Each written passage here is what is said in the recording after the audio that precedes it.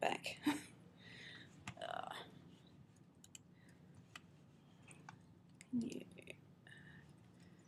Can you start from here? View slideshow. Here we go. So we have released version 1. What people tend to do when they see it is 85% of them will just get in and make new assets and edit existing ones, which is what it does, without any help from me or whoever's running the session. Then they just want to ask questions about how it compares with how they might be editing their site at present. Say, if they're using Dreamweaver, how do they use it to actually do their work? So that's where our support comes in, basically. Of those people, and they would be in that 10% of users I would flag as an expert, we would show them the admin interface. We're never intending to keep people out of it. And we're also never intending that we will be the only experts in the university. We would set things up so that they can't do too much damage. But in some cases, it's just practical to allow people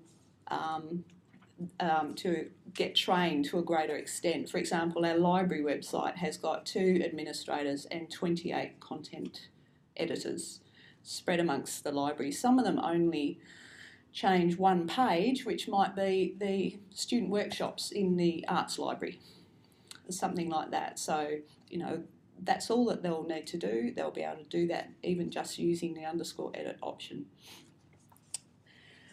Now 15%, probably the novice users, would stop at the WYSIWYG. What you see is what you get part of when they get to edit the content of the page, and you tend to go up to them and find they're just looking at a blank one. And then it's a process of just reminding them what they know already. There's a little icon for bullets, you can change the text, you can load an image. I also encourage them to use tools or ways of creating content that they're familiar with, and this might include Word. So we do rely on the Word cleanup tool a little, or they can use some other sort of editor. What some of them try to do, usually the expert ones, is try to style the actual text. We've probably locked that down to quite a great extent. We will look at some increasing more styles in a visual standard, but because of the way we've got it set up at the moment, if we change one thing, it's going to have some sort of impact on the rest of the web presence because of the way we separated the designs from the content, which is one of the desirable things that you'd want to do in a content management system anyway. But what I tell them, that means they have to focus on the words.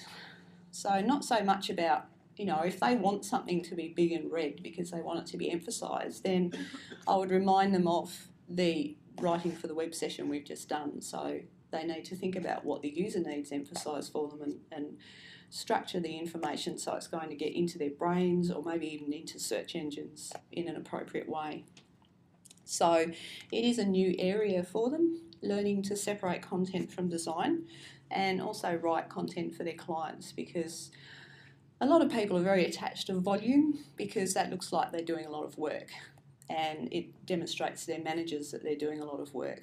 Whereas, we're hopefully showing them other ways where they can demonstrate that they've had value, because, they're getting fewer negative comments from their website, or they're getting fewer queries about certain things because they're being dealt with by the website. And into the matrix, this I hope is about as complicated as a thing that anyone would ever see, which is the standard matrix way of inserting, say, a link or an image. You get to navigate through the tree, and you get to change something, which is only slightly counterintuitive if you are changing it from nothing, which if you're making something new, but you only usually have to remind people of something like that once. This is the only foreign thing, I guess. Most people would have used some sort of WYSIWYG in a web editor or even in Word, because that is a WYSIWYG really. You don't get to see the VB code or whatever's behind it. And that's about it.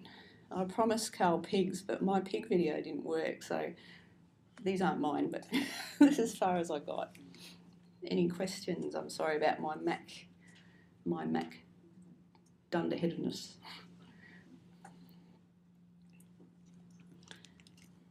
Thank you. Oh, sorry. You mentioned before that you squeeze and sharing these. Is it possible that other people might be able to use this in the future? Yeah, I think some people are getting it already. Like the leapfrogged version that doesn't have the errors in it that we've got, and probably a few other things. It is true. No, we release errors to all that. No, Squeeze didn't make that error. I think, yeah, that's, yeah. Well, I have to, probably, we'd have to own up to that own error ourselves. But we think we know what it is. Yeah, the answer, Jessica, is yes. And we've struck a deal with UTAS whereby we do have to note them as contributors to the project, but we're treating it as a project in and of itself, which allows us to essentially extend what we've already done. And in my presentation, talking about some of the new APIs into the system, looking to integrate them into our learning, sort of becoming almost a linear progression in thinking around it, because a number of clients want that basis to work from. It gets you going quickly, basically. Yeah. And I mean, we're seeking what we need for our particular circumstances in our version 1 pretty soon. It may not be what Squiz wants to release as their idea of version 1, which, I mean, I don't see that as a limitation because I'm not an expert in Matrix. I've only been using it since the beginning of the year, but I can sort of get in and poke around and work out how things work. Just further to that, does that mean that with the next release of Matrix there will be enhanced simple interface as part of it, or is it separate? It's a separate project. As far as I'm concerned, no, there won't be something like what you've seen for UTAS built into and sort of coming out of a clean install of Matrix. Oh. Is there a reason why you wouldn't get something a little bit enhanced out of the box? I'll answer that.